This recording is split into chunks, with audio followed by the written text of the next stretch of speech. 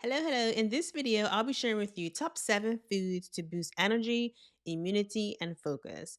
These are foods from different groups that I try and incorporate into my diet every day as possible.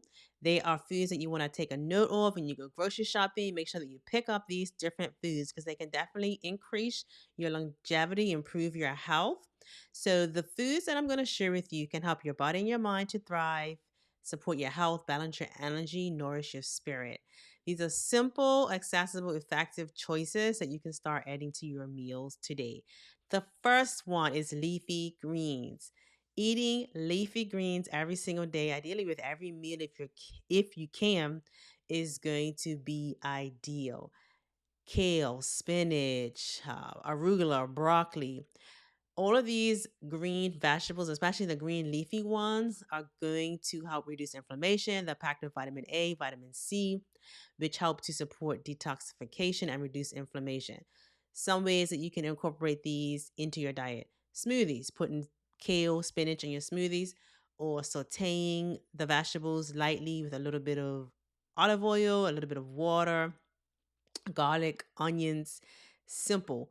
And you can have that as a side with your meal. Or if you're having bread on a sandwich, you can have spinach on the sandwich instead of lettuce or instead of iceberg lettuce. Those are ways that you can kind of think to get more leafy greens into your diet. The second food group is berries.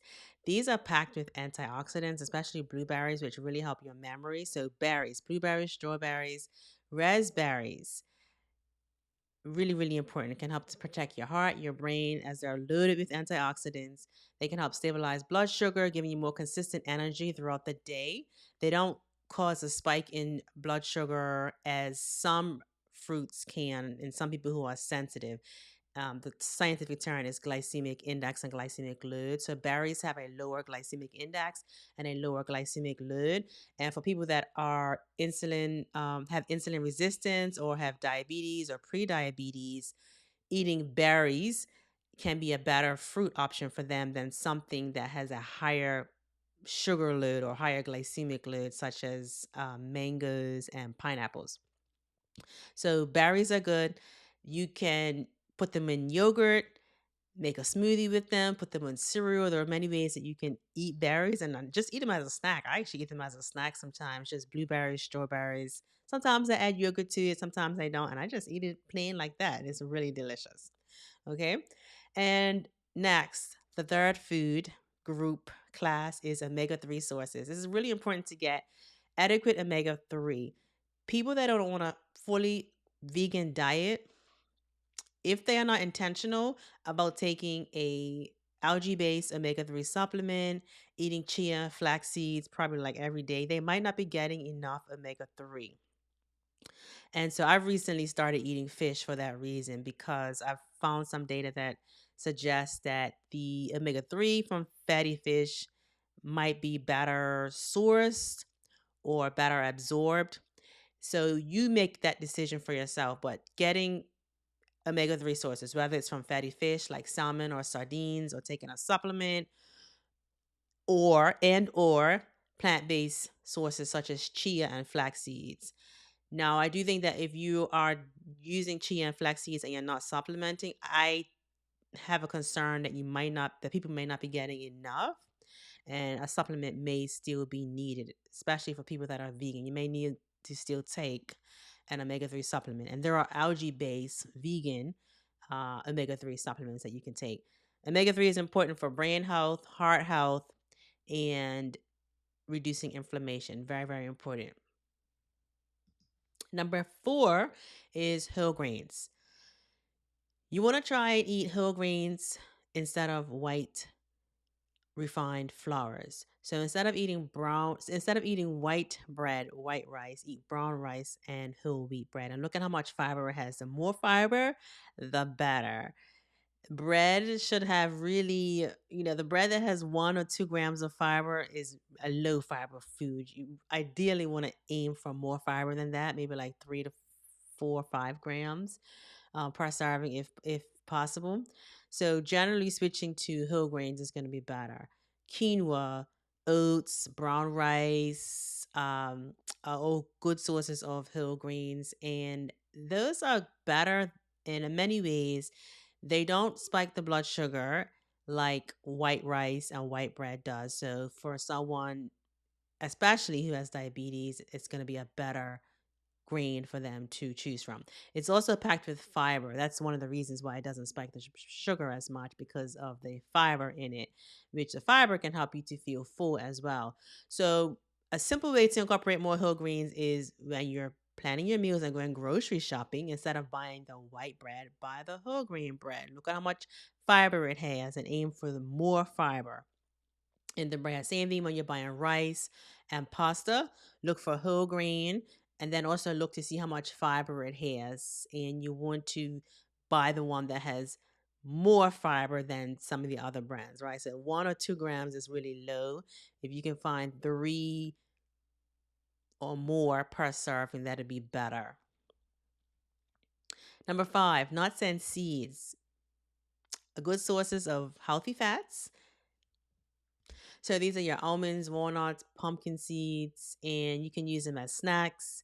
I even sometimes put nuts and seeds on salads, like sunflower seeds, pumpkin seeds, walnuts, pecans. Put them on salads, and every time I have a salad, I try and put some nuts in there, just like no more than a quarter of a cup, so like a small serving, not a lot, and that can be very helpful as well. And also, if you're following a fully plant-based diet, or a diet that's kind of low in fat like that, nuts can help you to feel full a little bit longer. So you might want to consider eating some nuts. Not nuts with every meal, but some nuts in moderation. And I like nuts actually also as a snack. Like that's my snack of choice, if I'm traveling or going to be on the road, buying a mix of nuts, or either just like plain nuts like almonds or peanuts with some raisins, is a really nice snack for the road or for travel or whatever. All right, so number 6 is beans. Now, whether you're plant-based or not, it doesn't matter. You still should be eating some beans, here and there, eating some plant-based sources of protein, and beans is a really good one, packed with fiber. It's low in fat. It's healthy, low in salt. So there's so many different beans you can make: lentils, chickpeas, black beans. I like to make a easy dish like, what is it called? It can, some people call it haystacks, but taco beans. Yeah, taco beans with pinto beans or black beans, and put that on top of rice or tortilla chips, with like some salsa, tomato, lettuce, cheese, is a really nice, quick, easy meal to get some beans in. And you can, even when you're doing your beans, flavor them like how you would flavor meat. Like you can do curry lentils, curry chickpeas. So just be creative with it. Don't think that because it's plant based, it's going to be boring and dry. No, it doesn't have to be like that. Okay. So that's number 6, beans or legumes. And last but not least is number 7, and that is herbs and spices. Herbs and spices are very important. They're so helpful for anti-inflammatory purposes, specifically turmeric, garlic, ginger. You can buy them fresh. Fresh is always best. I like to keep them fresh, but sometimes it can be hard to find fresh turmeric. But definitely garlic and ginger, you can find this fresh, and put them in as many dishes as you can. If it goes with the dish. And turmeric, you can buy the powder or you can buy it fresh, whatever works for you. But these foods are going to be helpful to optimize your health, reduce inflammation, and just improve your overall health as well. All of these things together are going to be helpful. This is what I consider some of the tenets of a healthy diet. And I try and get these things in my diet on a regular basis. So I talked about 7 food groups or tips. Yeah, 7 food groups to improve your energy, optimize your health. I'm just going to go over them quickly again. Number 1, leafy greens. Number 2, berries. Number 3, omega-3 sources, whether it's fatty fish and or a vegan omega-3 supplement with chia seeds and flax. Number 4 is whole grains. Number 5 is nuts and seeds. Number 6 is legumes or beans. And number 7 is herbs and spices. And then I also want to add as well, a key thing that I focus on with my diet as well is reducing or pretty much eliminating the processed foods and added sugars and only eating those on special occasions. So maybe like either once a month or once every other week. I would say to start, probably no more than once a week. That's what I think would probably be a good place to start with those. No more than once a week, as far as, the processed foods or foods with like added sugars or junk foods. I'm not like a person that thinks you have to completely, I'm not the type of person that thinks everybody has to completely cut them out of their diet. Depends on where you are. You can kind of decide, are you actively working on improving a health condition? If that's the case, then you probably want to cut out junk food and processed food altogether, right? But if things are stabilized and you're maintaining, um, depending on what your doctor recommends, what your dietitian recommends. Of course, I'm not giving medical advice.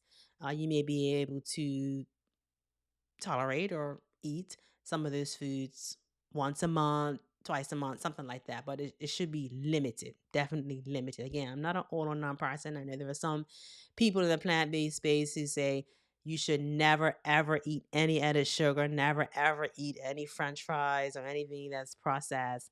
I mean, that's kind of unrealistic for most people. And sometimes it seems so unachievable that people will get discouraged. I think you have to be realistic, practical, and then also give people room for sometimes you might want to eat something that's a little unhealthy, but just it shouldn't be a regular habit, if that explains where I'm coming from. Of course, I know everybody views things differently, and that's fine. I'm not trying to argue or, tell you what to do. I'm just sharing what works for me. And hopefully this is helpful for you, give you some context, give you some healthy foods that you can incorporate into your diet. Again, I'm not the type of person that thinks that there's one diet for everybody, that is into labels. What works for some persons might not work for other people. Diet is something that has to be individualized and highly customized for you based on your health conditions, your family history, your social habits, like the time that you have to actually even prepare certain foods, your budget. Like it's a lot more nuance than some people make it out to be. So that's all I want to share in this quick video. And if this was helpful, subscribe to the channel, like the video, and be sure to watch some of my other videos where I talk about faith, wellness, and fasting as well. I have a lot of videos about fasting. I host fast from time to time as well. So thank you so much for watching, and I will see you in the next video.